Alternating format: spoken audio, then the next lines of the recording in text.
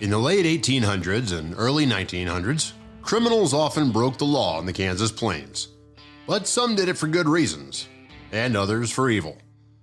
Sadly, the state's chronicles of true crimes is as old as the state itself. Forged in the pre-Civil War raids of bleeding Kansas, and scarred by massacres and attacks on both sides during the Indian Wars, justice and moral rights were not always clear or aligned with the law. Kansans love an underdog who stands against perceived tyranny. Some of our state's most notorious outlaws have long been glorified as daring robbers and swashbuckling killers, their narrative shaped in dime store novels to reflect frontier ideals of the rugged individuality of pioneers. As a result, retellings might overlook the crimes of the outlaws and see only the romance of the rebels. Today, Wild West Podcast will look at an article published by the Kansas Magazine entitled Notorious, co-authored by our own producer Mike King. In this episode, we'll look back on some historical figures from the state's early history to examine some of the worst outlaws from Kansas who ran afoul of the law. Mike, how did the article Notorious come about? Well, Brad, in December of 2022, I was contacted by Nathan Pennegill, senior editor with the Sunflower Publishing, to do a feature story on the worst of the worst outlaws in Kansas. Before you get too far into the prerequisites of the article, I have a question. How did Nathan know to seek you out for this article? Well, Brad, I'm not really sure and can only speculate. Back in 2021, I was contacted by Amber Farley, a freelance writer doing a story about Talking Kansas, a story on podcasters doing a deep dive into Kansas legends and attractions. The story about the Wild West podcast eventually appeared in issue number 5 of the 2021 Kansas Magazine. They discovered our podcast on early Kansas history and included us in a side article about our work. That past contact on our topics on Wild West history probably prompted them to do an exploratory reel-in, like catching a fish flopping around in water. Well, anyway, Nathan contacted me in December of 2022. After a 30-minute video conference brainstorming some ideas about the article, we conceived a few ideas on how to proceed. The feature story would narrow down the field of the worst outlaws of Kansas to include at least 13 baddies.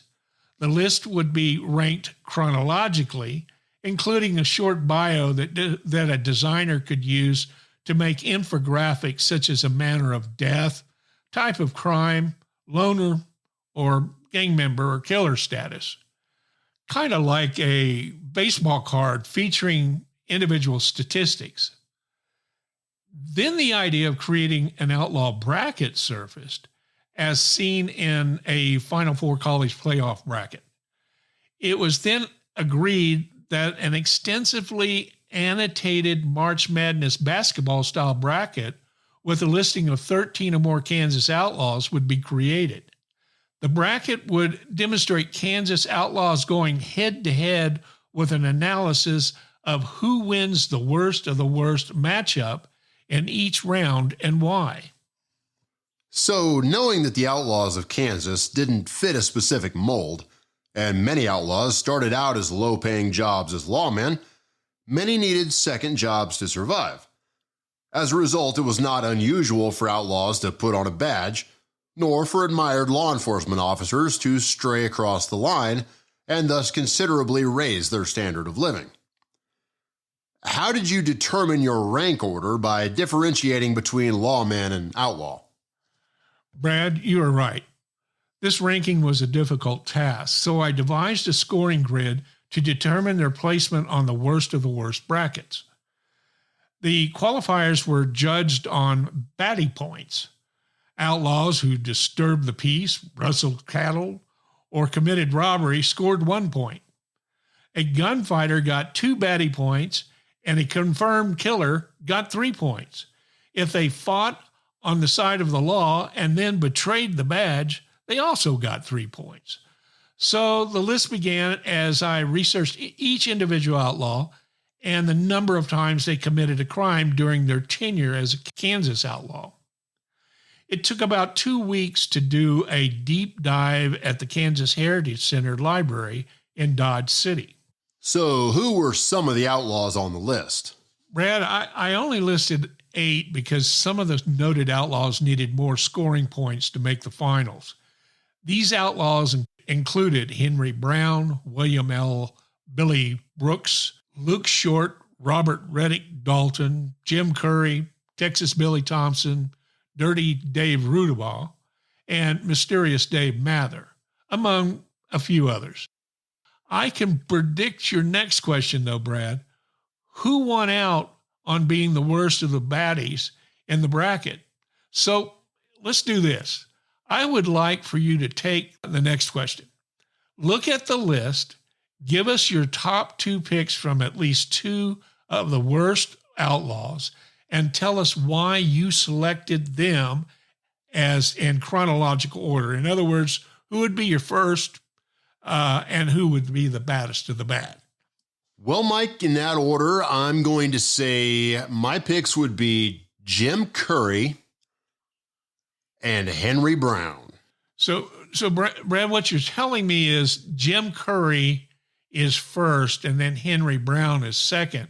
So I'm very curious why you picked Jim Curry over Henry Brown, but let's talk a little bit more about Jim Curry first. Well, Mike, even though I am a native-born Dodge Cityan and have lived here, again, as for the majority of my adult life, I spent most of my formative years in Hays in Ellis County, which is where Jim Curry was probably most notable. And anytime that you got in the historical community there in Hays, and we're talking about the old Outlaws of Hays, Jim Curry dominated the conversation. He was, by all accounts, one of the evilest Westerners that ever slapped gun leather, as they say. And an 1883 account by a Kansas historical publication listed him as one of the absolute worst, just a dreg of society.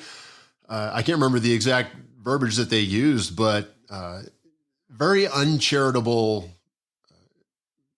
speaking about Jim Curry. As I have looked into his life and career as an adult and more of a historian, it seems to be on account of his reputation.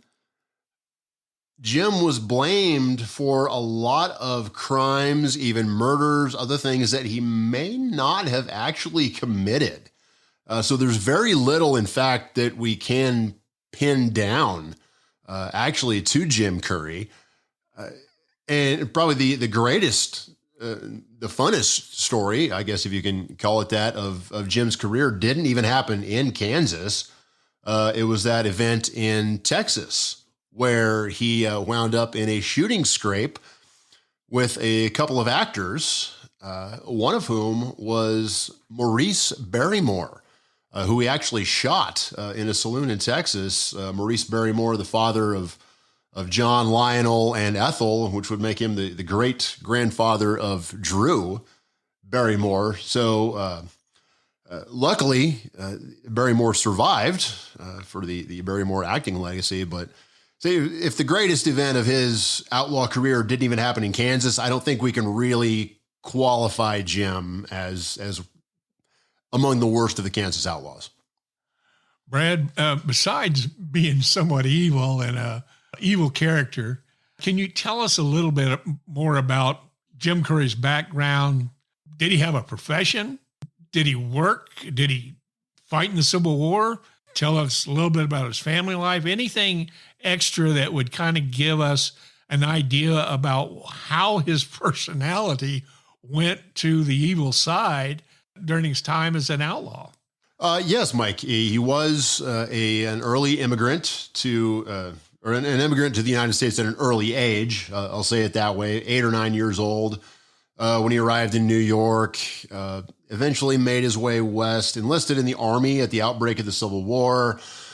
He served from Antietam through a great a great majority of the war, I believe, although even the units that he served in suffered very heavy casualties. Jim himself was, by all accounts, never wounded at all. So he emerged from the Civil War relatively unscathed.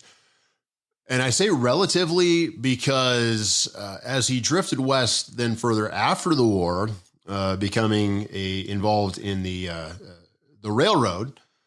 And I say relatively because as he drifted west, again, after the war, he got involved working for the railroad, initially as an engineer.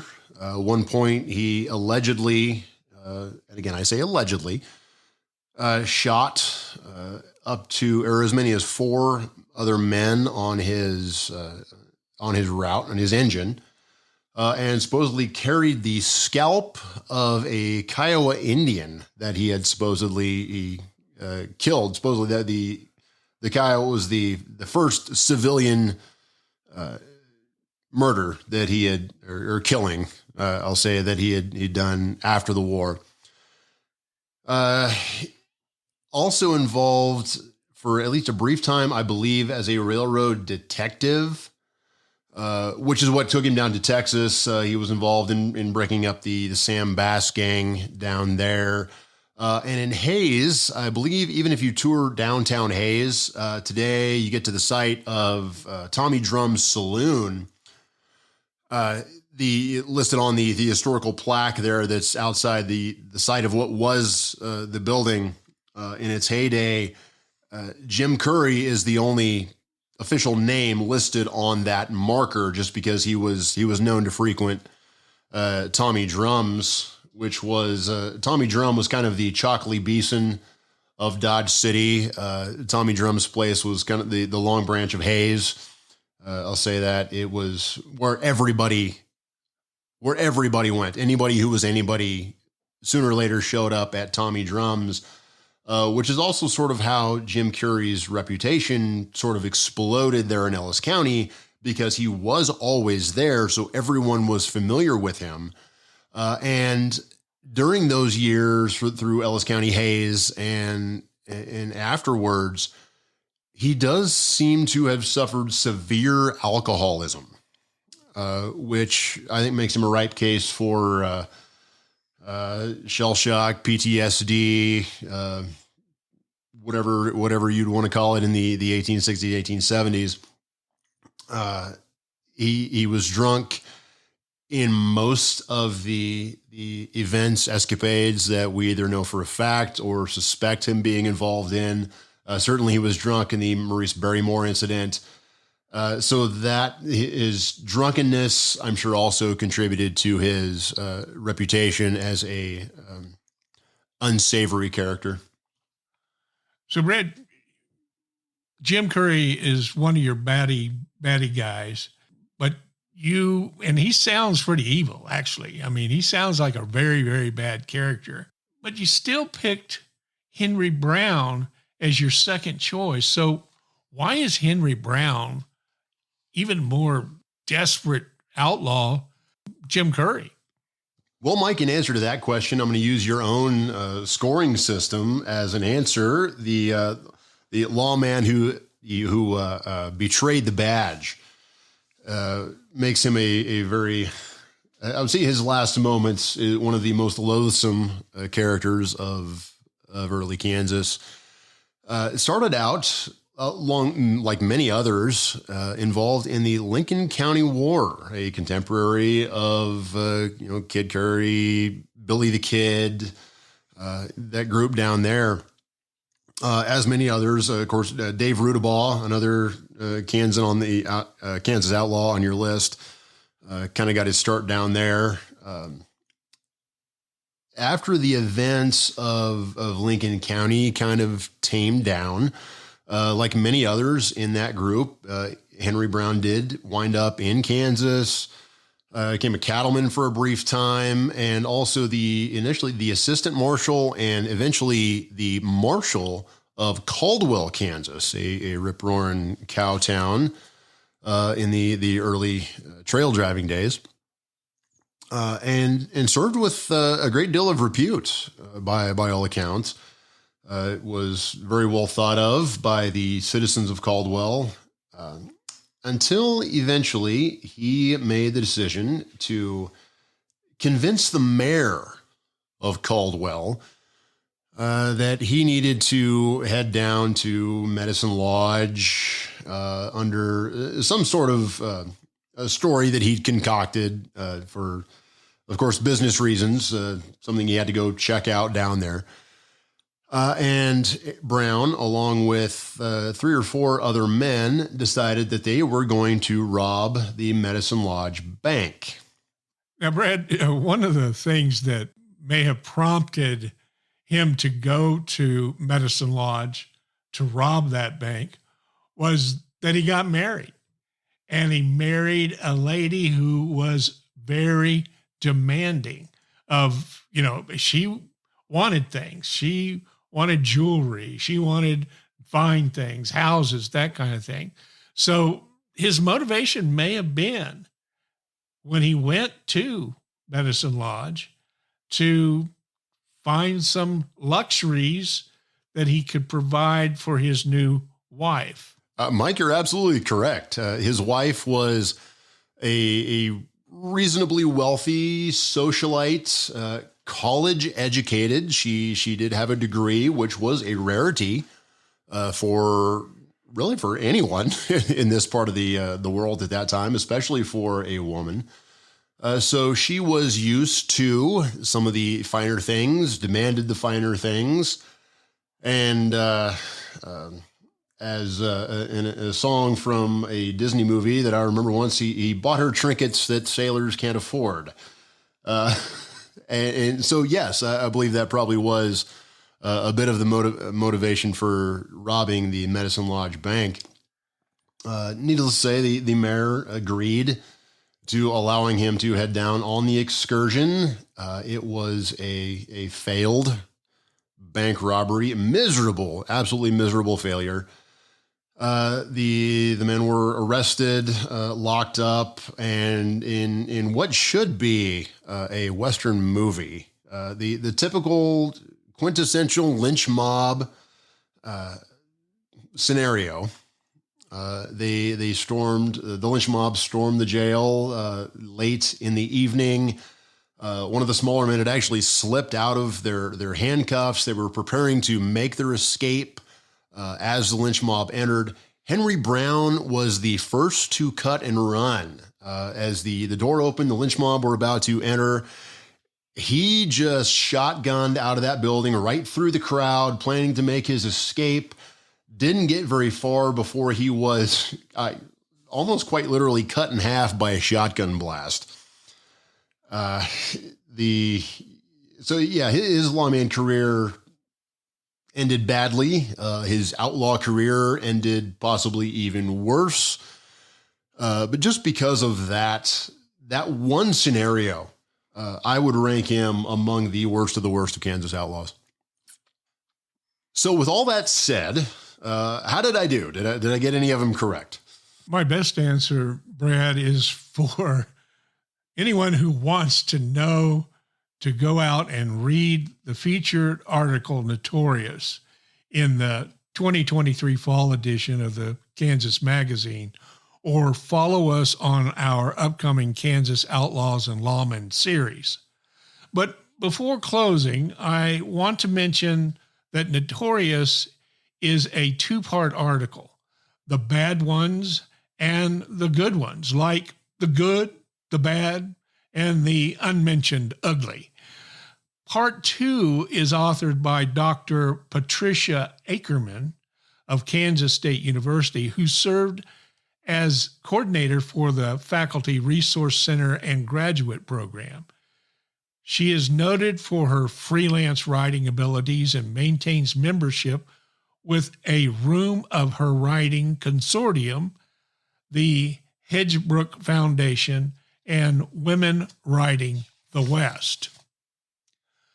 Overall, the Notorious article is well thought out, creative, informative, and with multiple infographics and illustrations by Torrin Thomas. Now, Torrin is a Kansas University graduate specializing in freelance caricature, portrait artist, and character design from Lawrence, Kansas. As you see, many people with extraordinary talents go into creative magazine, and the Kansas magazine publishes a superior product.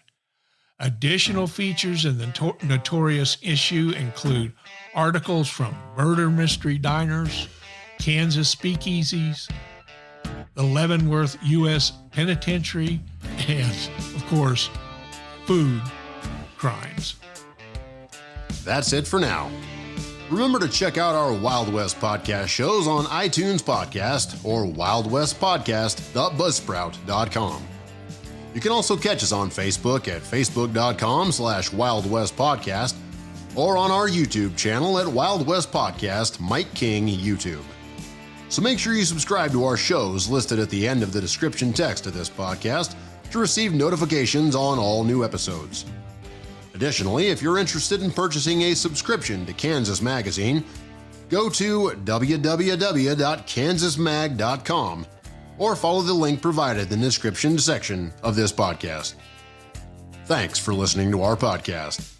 If you have any comments or would like to add to any of our series, you can write us at wildwestpodcast@gmail.com. We will share your thoughts as they apply to future episodes. Join us next time as we begin our feature series on Kansas lawmen and outlaws.